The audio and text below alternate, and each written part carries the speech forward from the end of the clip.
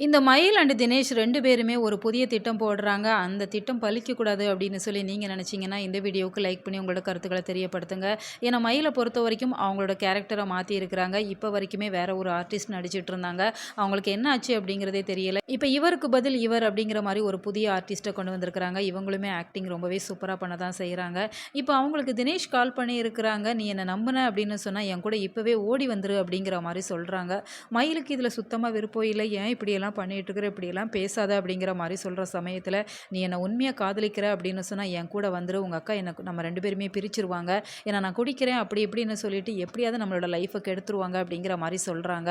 "இல்ல அதெல்லாம் இப்ப வந்தா சரியா வராது" அப்படிங்கிற மாரி சொல்ற சமயத்துல தான், "இப்ப கையில ஒரு மொபைல் அண்ட் பைக் இருந்தா போதும். நம்ம எப்படி வேணாலும் பொழச்சுக்கலாம். பகல்ல நான் காலேஜ் போறேன், நைட்டெல்லாம் வேல பார்க்குறேன். நான் உன்ன நல்லா வச்சு காப்பாத்திப்பேன்" அப்படிங்கிற மாரி சொல்றாங்க. "ஏன் தினேஷ் இப்படியெல்லாம் பேசிட்டு இருக்கிற? கொஞ்சம் பொறுமையா இரு" அப்படிங்கிற மாரி இப்ப மயில் சொல்றாங்க.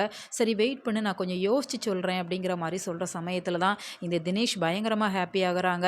எப்படியாவது அந்த வீட்ட விட்டு மயில வெளில வர வைக்கணும் அப்படிங்கிற ஒரு திட்டத்தோட தான் இந்த தினேஷ் செயல்படுறாங்க அப்படிங்கிறதால, அதற்கு முன்னாடி இந்த மயில் அவங்கள காப்பாத்திக்கிட்டாங்க அப்படின்னு சொன்னா தான் நல்லாவே இருக்கும்.